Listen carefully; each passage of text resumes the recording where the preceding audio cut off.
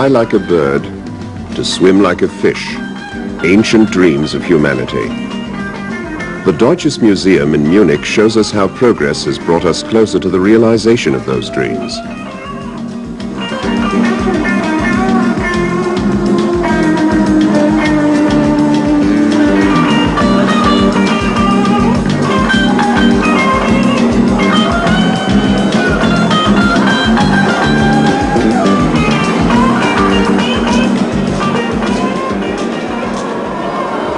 $1.5 million visitors from all nations are drawn year by year to this, the world's largest science and industry museum, to see almost everything natural science and engineering have to offer. But let's begin with a walk through the aviation displays. The principle of the hot air balloon. In 1783, man became airborne for the first time.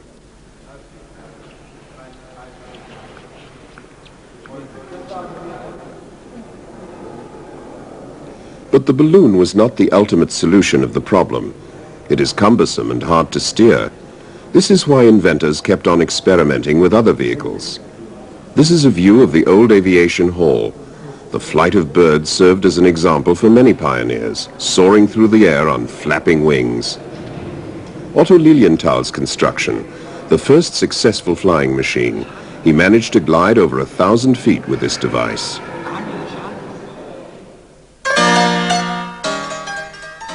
Lilienthal's flight experiments proved that heavier-than-air devices could be made to fly. Here are a few reenacted scenes shot by experimental filmmaker Hans Richter back in the 1920s, featuring himself in the leading role. We don't know whether or not Hans Richter ever actually managed to become airborne. The film ends abruptly at this point. The first powered aircraft was flown by the Wright brothers in 1903. This is one of the first aerial film shots.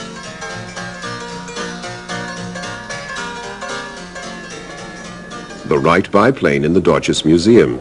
This aircraft marked the introduction of motorized flight to Germany.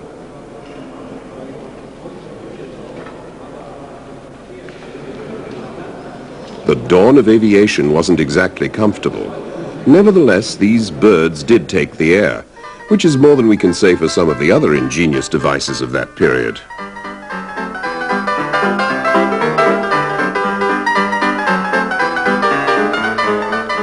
This umbrella was supposed to fly.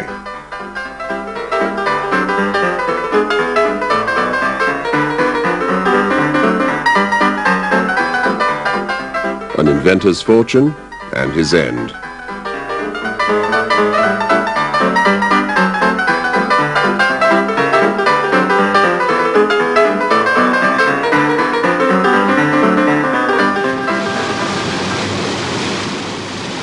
Barely 30 years later, however, regular commercial flight had been established.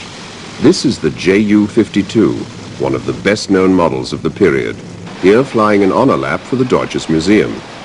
Easily recognizable from a bird's-eye view, the museum's enchanting island location also has its disadvantages. The land available for an extension of the museum is limited, and yet the stock of valuable technological objects grows from year to year.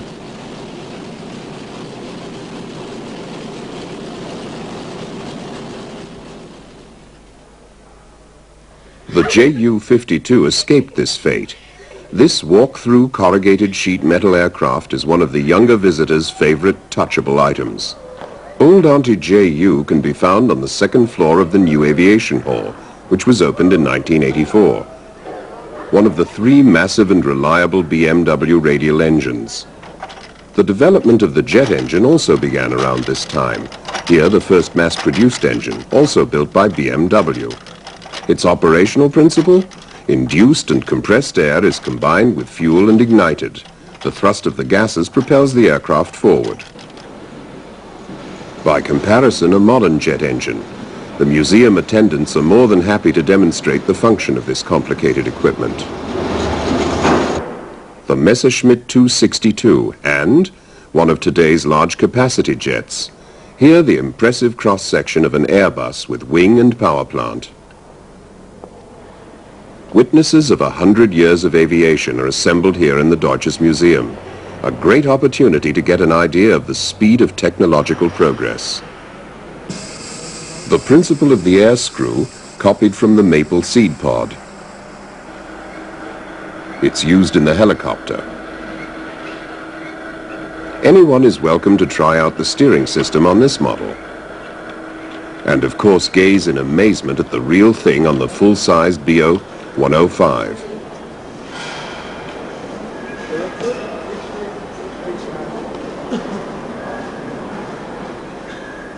An attendant with aeronautical ambitions even manages to demonstrate the maneuverability of the helicopter on the ground.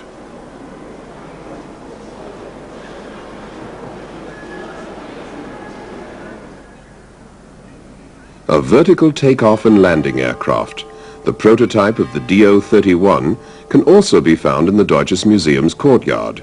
It is one of the first VTOL jet transports dating back to the 60s, when aircraft construction still depended on heavy metals. Modern lightweight construction turned the old dream of muscle-powered flight into reality. Musculaire 1, built by Munich designer Günther Rochelt and flown by his son Holger. Here you see some original footage of one of the few flights undertaken. Few, because they were also very strenuous.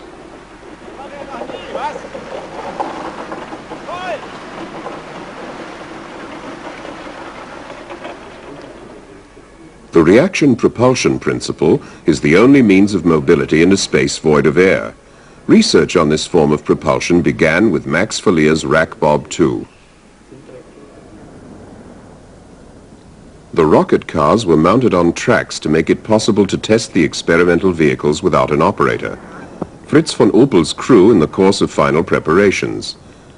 These rocket vehicles still managed to reach speeds of over 150 miles an hour.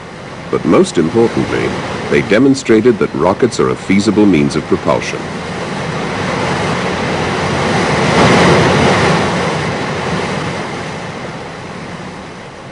Development continued. The early 1940s, Wernher von Braun's A-4 rocket. After World War II, Braun collaborated on the development of power plants for the American moon landing. 5 of these V-rockets launched the Apollo space capsule and its 3-man crew on its way to Earth's satellite, the Moon. It's history today and can be seen in the museum as a miniature moonscape, Neil Armstrong's landing and his famous quote when he became the first human being to set foot on the Moon. One small step for man,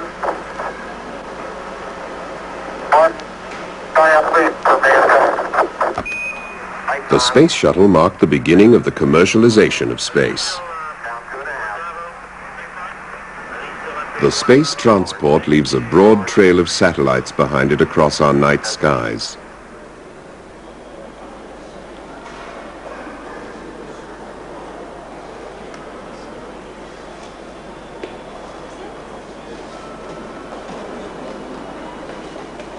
And now an original item, the solar cell panels of Helios, which visited our nearest star, the Sun.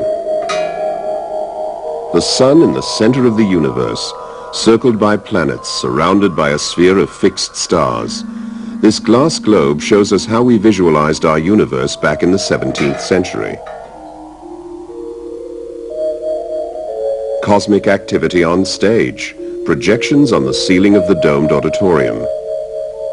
The daily path of the stars across the firmament can be reproduced in just a few minutes. The Deutsches Museum's planetarium was the world's first.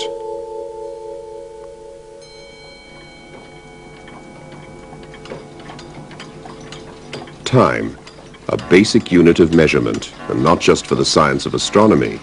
The dark interior of an old tower clock. Deviation, roughly 5 minutes a day. Today, time measurement at its highest level of perfection.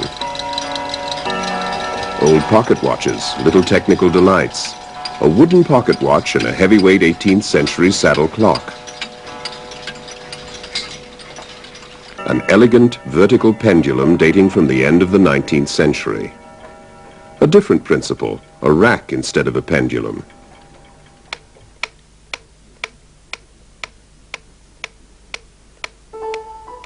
Technology in the service of the arts, Keyboard mechanisms demonstrate 500 years of music history.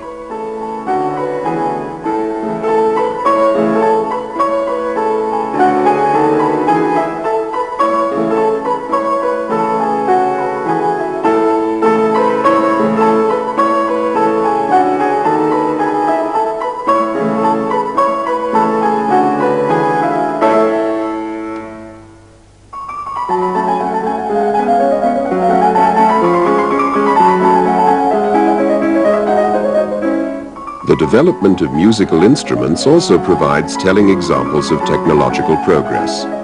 In the beginning, mechanical instruments had to be operated by humans. Now here are some examples of programmable art, a pneumatic grand piano and an orchestrion. Operated by punch cards.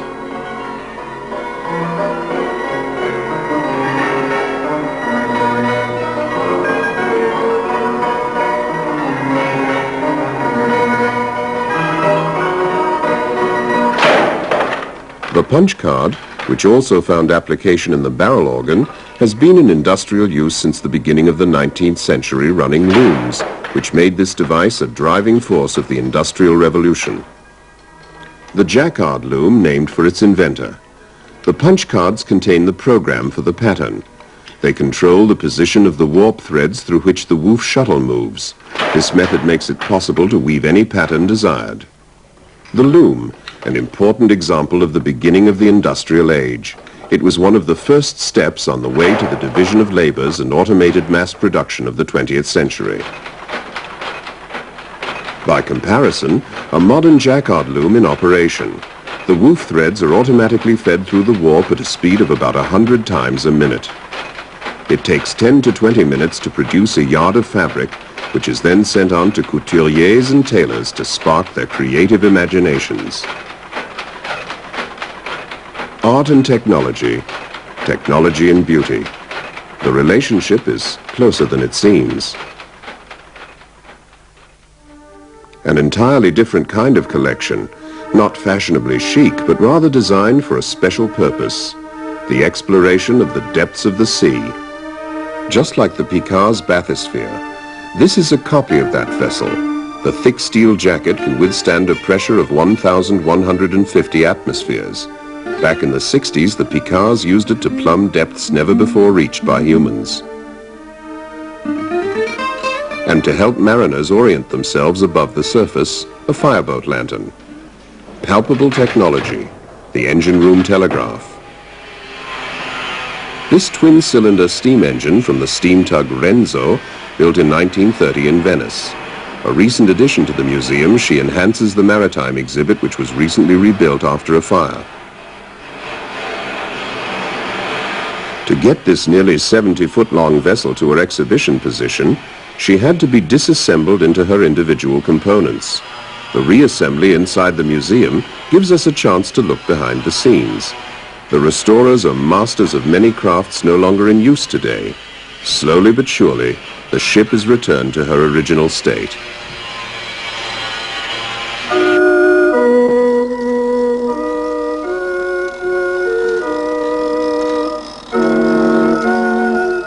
Technology extracts raw materials from beneath the surface of the earth: coal, salt, and ores. The demands placed on men and machines are enormous, certainly greater than this toy model of a mine in the Erzgebirge mountain range make it seem.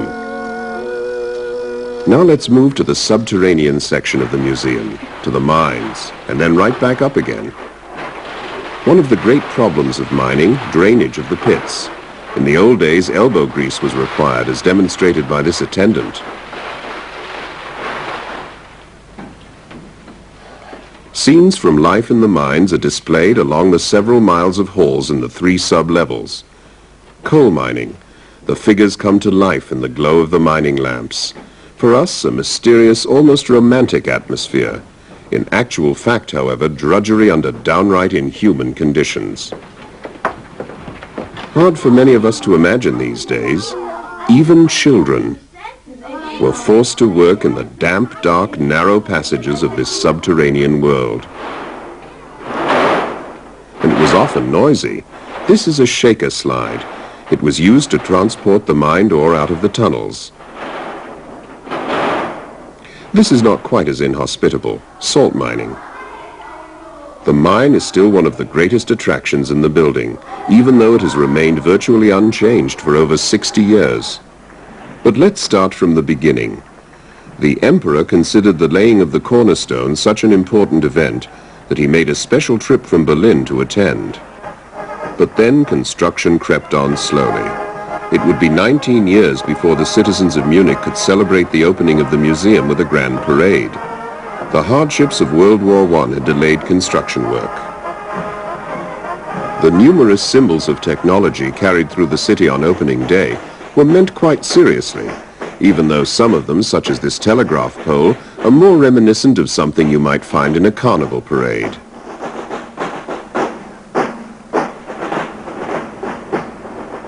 The construction of the library wing.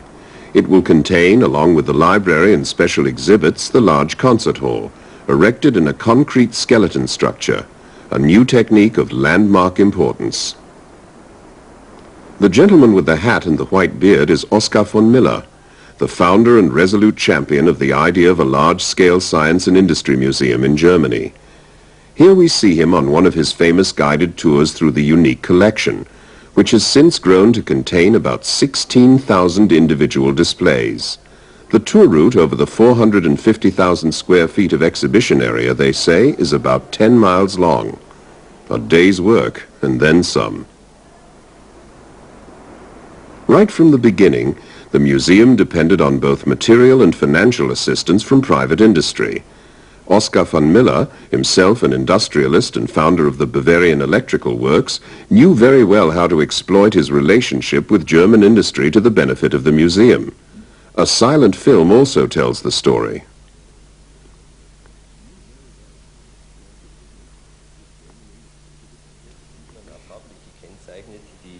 To this day, the Deutsches Museum, with all its technological exhibitions, would be unthinkable without a close cooperation with industry.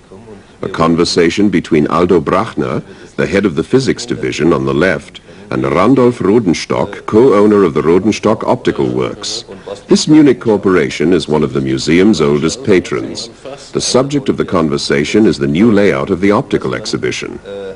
Druckknöpfe oder, wenn es geht, auch etwas intensiver damit spielen kann. Licht zum Anfassen. Ja, so ähnlich, obwohl es natürlich etwas schwierig ist. Dieser Bereich. The spaciously laid out, newly designed optical exhibition will be divided up into 3 sections.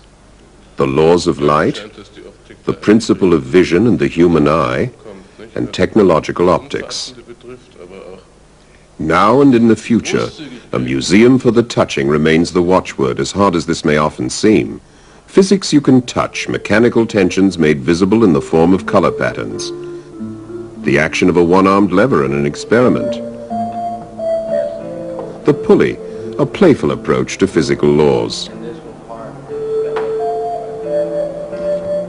should be your hand because this one just turns a little bit, that one turns a lot. Remember the old saying about physical inertia?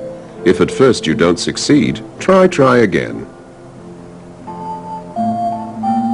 A sharp lesson for beginning barrel racers. The centrifugal force drives the motorcycle further and further up the incline as the speed increases. Impulse transmission made easy. What seems like a game teaches the children the laws of nature.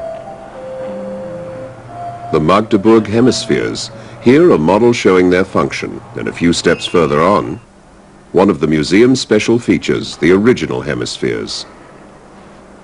The 17th century was decisive for the science of mechanics. Here is a reproduction of Galileo Galilei's study. With a bit of imagination, we make the history of science come to life. I believe in the gentle power of reason over mankind. It's irresistible. Nobody can watch me roll this ball down an inclined plane and suggest that it is standing still. The seduction of proof is too overwhelming. It will conquer all. Even the preachers and the scholars will have to realize the earth does turn. But Galileo only had a few hints to the fact that the world turned on its own axis once a day. Jean Foucault was the first to prove it. His classic experiment is reproduced in the museum's tower. Once the pendulum is set in motion, it keeps on swinging in exactly the same direction. The Earth rotates beneath it throughout the day, and the pendulum knocks over the pins one by one.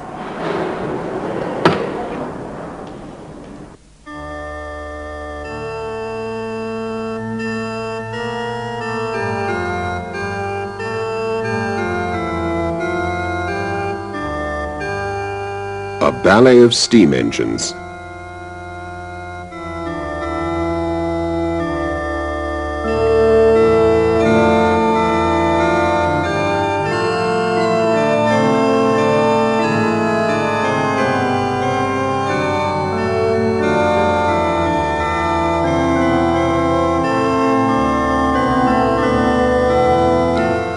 The connecting rod of a 1,000 horsepower high-speed engine from the turn of the century, the heyday of the steam engine, is quite an imposing sight.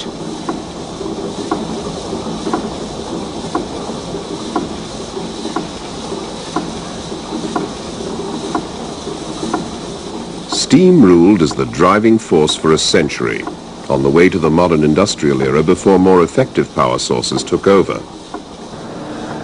The diesel engine was one of them. Here we see Rudolf Diesel's immense original. The Bavarian engineer needed only 5 years for his ingenious invention, but it took decades for his self-igniting engine to catch on with the public. And finally, Werner von Siemens, one of the great pioneers of electrotechnology, and his epoch-making invention, the world's first dynamo.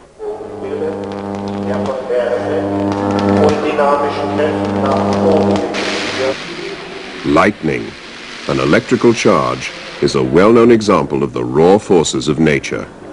Here it has been tamed for the beholder. The museum visitors look on in rapt attention as Mr. 100,000 volts subjects himself to a high electrical charge. But don't worry, the metal cage protects him from the voltage and makes it possible for him to play the hero without risk. Peaceful use of atomic energy, the nuclear power plant. This full-scale gate leads us to the interior of the reactor building. Uranium nuclei are split here in these fuel rods. The steam produced by the heat energy release drives the turbines, which in turn produce electricity as in conventional power plants. Man's oldest energy source, the sun. The giant parabolic mirrors of a solar power station are particular favorites of the children. An alternative source, the same principle on a smaller scale. A solar-powered rice boiler which helps save firewood in tropical regions.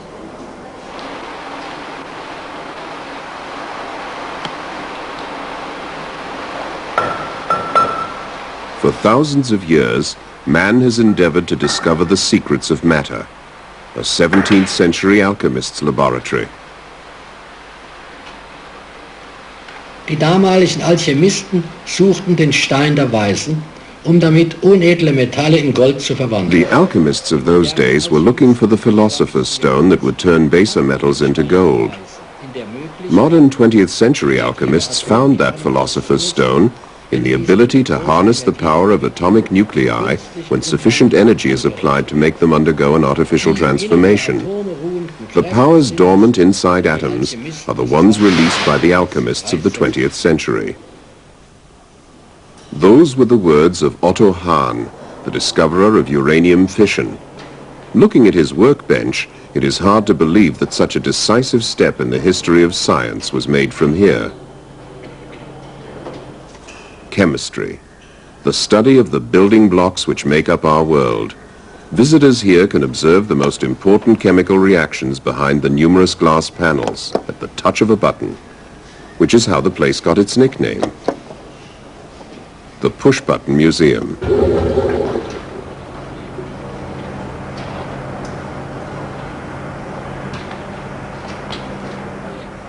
Granulates. This is the form in which many plastics are processed. The raw material is melted and can then be pressed into a number of shapes. A precious souvenir.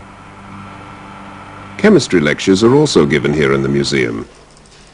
Today's honored guest, Dr. Herbert Berg, inventor of a large-scale production technique for PVC, and in his capacity as executive of Wacker Chemie, a museum patron of many years standing.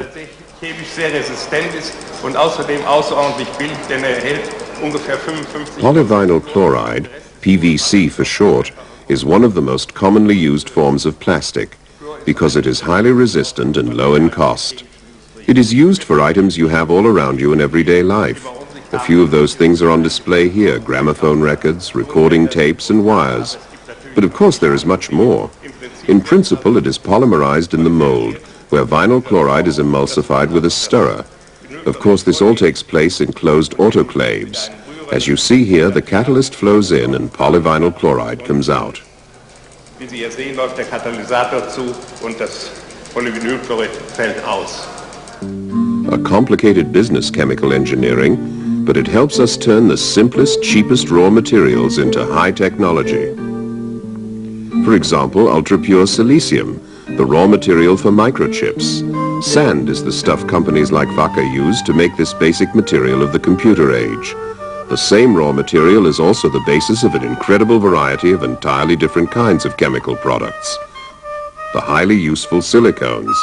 Here is a special museum-specific application. Wir wollen damit den Abguss dieses assyrischen Kriegers hier machen. We want to cast a mold of this Assyrian warrior here. For this purpose, I put the warrior here in this frame.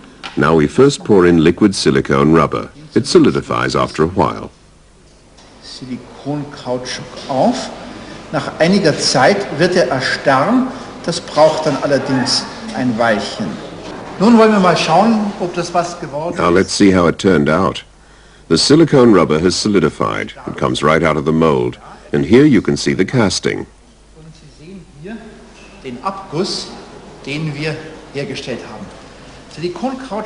Silicone plastic is very useful stuff. You can use it for sealing roof gutters, for example. Silicone can be used for waterproofing hats and 1,000 other things. Aber auch Hüte imprägnieren und dergleichen mehr. Wir wollen das nun einmal hier demonstrieren. Let's demonstrate that. If you look here, you can see how the water drips off my hat as if it were a duck's back. That's because the surface of the hat is treated with silicone. When I lower my head and shake the hat, it dries almost immediately.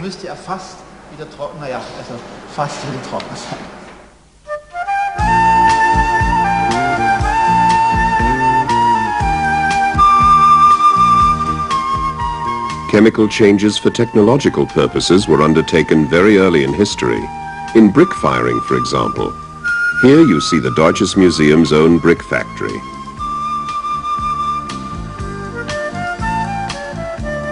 Automated manufacture from start to finish. Cutting, drying, stacking and transferring the raw bricks, then preparation for the actual firing process in a 1500-degree kiln.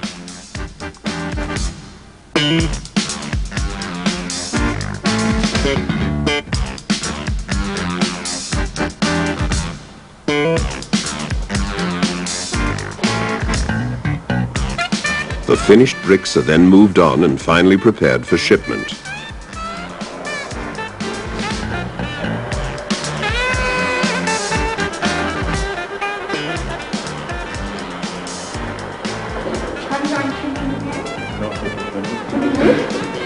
Ceramic materials are becoming more and more established. A popular example, the production of a modern sparking plug and the plug of yesteryear. These machine parts are 100 years old. The motor vehicle hall gives us a chance to witness how a new museum section comes into being. The restoration workshop. Here, the original model of the world's first car is being fixed up for the visitors. The Benz motor carriage not only looks brand new, in the Deutsches Museum it still runs. Now let's take a look at some yet unfinished exhibition halls. Henry Ford's Model T, the Tin Lizzie. She marked the beginning of mass production on the assembly line. Here we see the Benz motor carriage driving under its own power to its place of honor in the exhibit. An impressive 0.9 horsepower. right past the world's most widely sold car, the Volkswagen Bug. The grueling and often monotonous work putting cars together on the assembly line is more and more being taken over by robots, which work faster and more cost-effectively than human beings. This plant is something entirely new in the world. Only a few months before the robots on BMW's assembly line went to work assembling body, engine and chassis, or attaching the door, we could already watch both of them in action in the Deutsches Museum.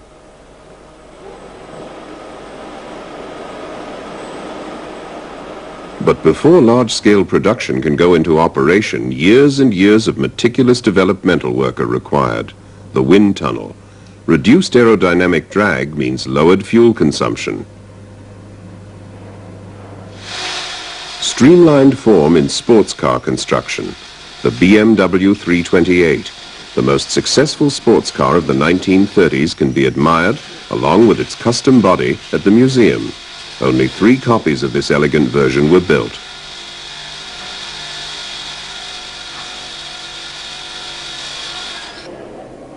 An item which marked the beginning of this development, the Rumpler teardrop car. Its utopian design once created quite a stir. It is considered the classic embodiment of the kind of streamlining introduced by the Zeppelin. Here again, technology learned from nature, from birds, fish, and last but certainly not least, from drops of water. And yet there is no model in nature for the wheel, invented by the Sumerians 5,000 years ago. The basic idea of today's overland travel. Baron Dreiss push bicycle from 1820, still powered by human muscle. Daimler and Maybach's 1885 motorized riding carriage.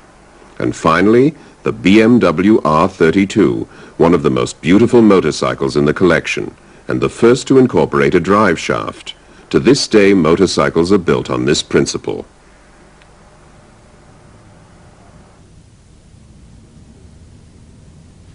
Another famous BMW can be found in the Deutsches Museum. This is a historical documentary film from the year 1937. Ernst Henne establishing his world speed record on the Reichsautobahn near Frankfurt. 185 miles an hour in this full-faring 2-cylinder opposed engine motorcycle. This world record remained unbroken for 14 years.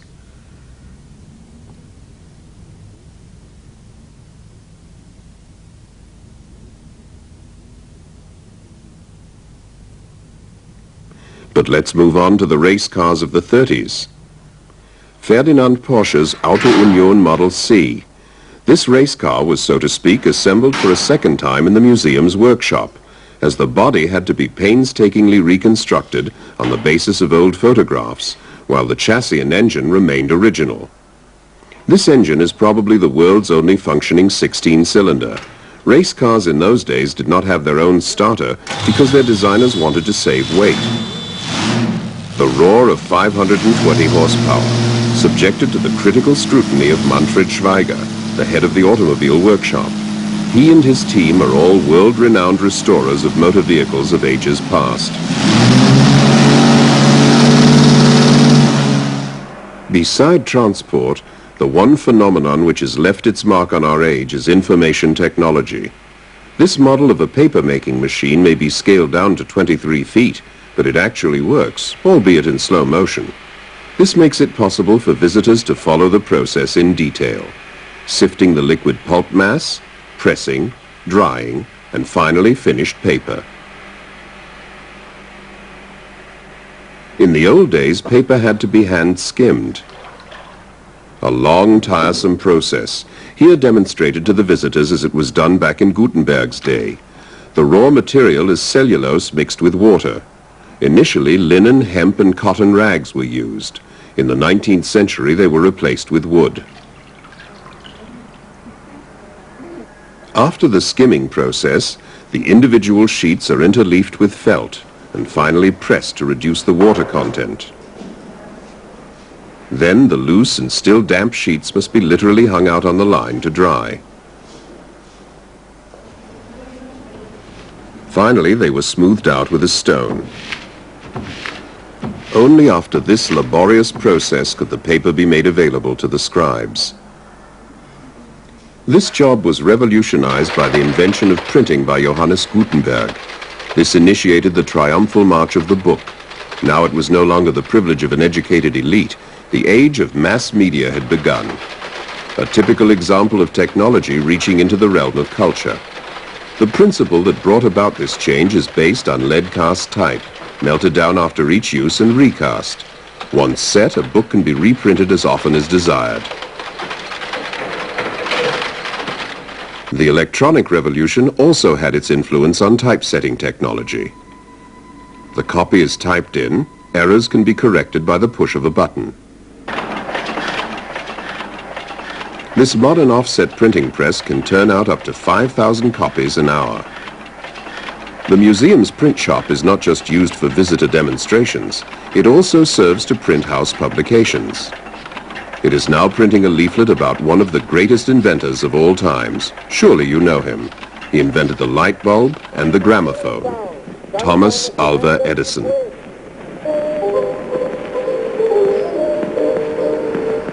And only one step beyond this point, today's technology. Engineering's most recent contribution to the ultimate sound experience, the digital compact disc player. Information transmission began with Samuel Thomas von Sömering's telegraph. A rather curious idea. The letters are indicated by rising bubbles in a glass basin. The original of the first telephone, constructed by Philipp Reis, an invention brought to the production stage by Alexander Graham Bell. Communication by telephone, something every child today takes for granted. Almost every part of the earth can be direct dialed. In the background, the scheme by which our modern telephone network functions. Humanity's paths of communication today even reach into the far corners of the universe. The antennae at Reisting, Europe's largest facility, might be called the ears that listen to outer space. The whole world watched live telecasts of German astronauts conducting experiments in Spacelab at the end of 1985. And another very promising development, a fundamental experiment performed on commission from Wacker Chemie, the breeding of a pure silicon crystal with a far more unified structure than could be produced under the influence of the Earth's gravity. The great-granddad of television, the famous Nipkow disc had only a 30-line resolution. Over 100 years ago, the era of picture transmission began with this experimental arrangement. The most important component is a perforated disc which broke down the picture into lines. This machine seems almost prehistorical. The first program-controlled usable computer in the world, Konrad Zuse's Z4. Relays were used as switches, and data were recorded according to the punch card principle. Today, a single chip will do the job of the Z4. The modern microprocessor is a symbol of our times. Chances with chips. The Siemens Company's special exhibit shows how the Deutsches Museum keeps up to date on the latest developments and attracts a large, primarily young audience. A demonstration. A chip-controlled camera at work. A special ID on exhibit. The picture and the plastic card.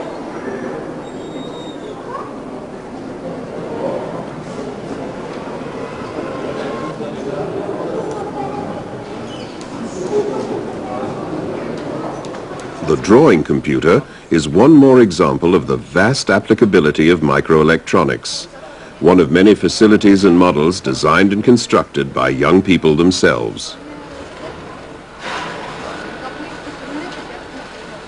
The results are well worth a look. Computer-controlled automation, demonstrated on this toy model, the sorting machine. And an industrial robot in full swing, entrusted with an unusual job. Activities which usually take place inside an automated manufacturing facility have been made clearly visible to the museum visitor.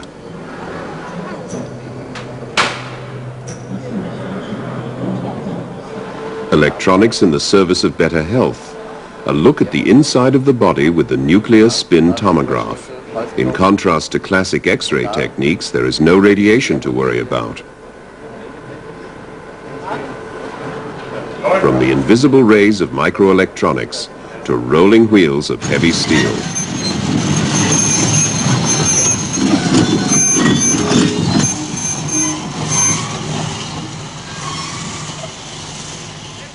They called this the handsomest steam engine in the world, the S36 from the year 1912. It was in operation up until 1957. Today, this 90 metric ton iron horse stands beside 9 other locomotives on the museum station platform. Nostalgia on the rails. And this is how it all began. Puffing Billy, the world's first steam locomotive, dating back to 1813. Oiling before departure became a kind of ritual. Well oiled was half steamed. By the way, this is a replica of the famous Puffing Billy constructed around 1900. The locomotive used to chug around a small demonstration track in front of the Deutsches Museum, where the library wing stands today. It was a windy proposition for the engineer and the fireman. They had to climb around the outside of the machine. Today, Puffing Billy stands inside the museum and is a real magnet for the public. It is mostly the children that gaze in amazement at the iron locomotive from the early days of the railways. The mighty iron horse and the unassuming, almost graceful electric locomotive, the world's first, by the way, developed by Werner von Siemens in 1879. 100 years down the road, a model of a magnetic suspended railway, still in the testing phase. It could become a standard means of transportation tomorrow. The history of technology never ends. It continues on into the future.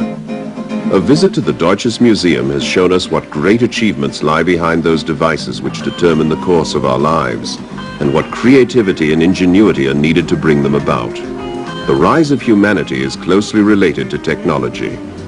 When we can understand this historical continuity, we will be better able to come to terms with the challenge of the future.